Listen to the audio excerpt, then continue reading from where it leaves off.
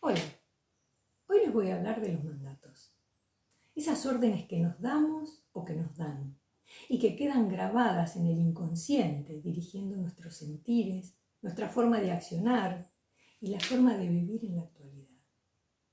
Y no importa si el mandato se pronunció en esta vida o en otra vida, porque para ellos el tiempo no existe y siguen activos. ¿Hasta cuándo? Hasta que los hacemos conscientes. Cuando los hacemos conscientes, pierden su poder sobre nosotros. Y como siempre lo voy a explicar con un ejemplo, porque es la mejor manera de entender cómo funcionan. Y esta vez se trata de una paciente que vino a la consulta con un problema laboral. En realidad el problema era ella misma.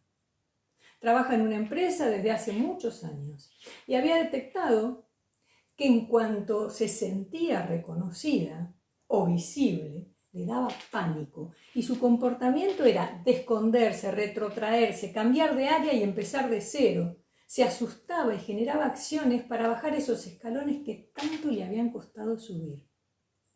En la charla previa, cuando me explicaba su situación, surge la frase: es que en estas empresas, si sacás la cabeza te la cortan, haciendo alusión que era mejor estar en la media para conservar el trabajo seguro.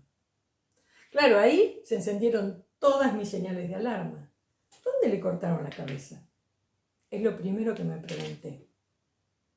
Por supuesto que esta pregunta solo quedó en mí, en mi mente, pero era una punta muy interesante para tirar y desenredar ese ovillo. Y así empezó la regresión. Le hice focalizar en todo lo que sentía cuando era reconocida, con un aumento, con un premio, tal cual ella había especificado. Y que sintiera ese miedo, que sintiera ese pánico. Y en unos segundos, ella estaba en una plaza de un pueblo muy gris. Llovía, había mucha gente. Todos estaban vestidos de negros. Era una niña de la mano de su abuela. La llevé al origen de la experiencia. Y era una niña que vivía con su abuela y su madre, en una casita alejada del poblado. Era feliz, y ella y su madre vivían felices, pero su abuela la miraba con recelo. Claro que ella no entendía los motivos, no sabía qué pasaba. A medida que iba reviviendo esa vida, cuenta que su abuela era curandera. Y su madre le seguía los pasos. Su abuela era muy reservada, lo hacía todo a escondidas, juntaba las hierbas, preparaba ungüentos, unas aguas sanadoras, etcétera, etcétera. Su mamá, al contrario, salía en busca de las hierbas cantando a la vista de todos. Y eso era un producto de discusión casi diaria entre su mamá y su abuela. Esta niña se mantenía al margen de todo. Su madre la protegía y para ella siempre había abrazos, cantos, risas, disfrute. La niña cuenta que venía mucha gente a su casa, pero que ellas no salían de allí. Les traían regalos a cambio de esos ungüentos, de esos líquidos, de todas las cositas que hacían. Un día, como otros, llegaron unos caballeros a buscar a su abuela. La necesitaban en el pueblo. Estaban desesperados. Todo era tenso y confuso, pero ella se negó a ir. Y ahí entró en acción su madre. Es que la buscaban para que fuera a curar un niño que estaba a punto de morir. Era el hijo de alguien importante del pueblo. Su abuela se oponía rotundamente, pero su mamá, conmovida por la situación, insistía en ayudar. Su abuela decía: esta niña te ha ablandado el corazón, esta niña va a ser la culpable de todo lo que te pase y de todo lo que nos pase. Su madre insistía en ir y respondía: ¿qué tiene de malo que se supiera de sus habilidades de sanación? ¿Cómo esto nos puede perjudicar si es algo tan bueno? Se escuchaba: voy a hacerlo y nadie me lo va a impedir porque yo puedo hacerlo. Y si en realidad lo puedo ayudar, si lo puedo salvar. La abuela le rogó que no fuera. Le dijo que nadie tenía que saber quién era, qué hacía, qué habilidades tenía. Le dijo que era peligroso mostrarse tan libremente. Pero la juventud, la inocencia de la mamá de la niña, hizo que hiciera caso omiso y se fuera con esos hombres. Al avanzar en la historia, La niña se encuentra en la plaza del pueblo de la mano de su abuela, el mismo punto en que entró en la regresión, mirando una tarima vacía. Había mucha gente. Su abuela estaba debajo con una capucha para que nadie la reconociera y estaban allí esperando. De pronto ve subir a su mamá con las manos atadas detrás de la espalda, con el pelo despeinado, con la mirada desesperada, buscando su mirada, la mirada de su hija, hasta que la encuentra en la multitud. La niña no entendía nada. Su madre no dejaba de mirarla.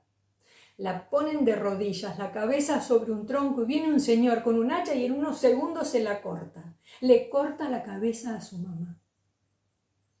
El silencio era absoluto y su abuela la agarra fuerte del brazo y le dice al oído: ¿ves lo que pasa? Si sacás la cabeza, te la cortan. Esa frase fue lo único que escuchó esa niña en medio del shock de lo que acababa de ver. Y eso no fue todo. La paciente comenzó a toser, no a poder respirar. La niña se estaba muriendo en esa misma plaza. Y es que su abuela la había envenenado. La niña se encontraba en un momento terrible, en estado de shock y de pánico. Y ahí es cuando el subconsciente está más permeable que nunca, pues la persona vivencia un estado alterado de conciencia debido a las emociones que la desbordan. Y estas frases pueden quedar grabadas a nivel inconsciente y se convierten en órdenes o se convierten en mandatos que aún están activos, sin importar el tiempo transcurrido, porque para el alma es como si recién hubiesen sido pronunciados.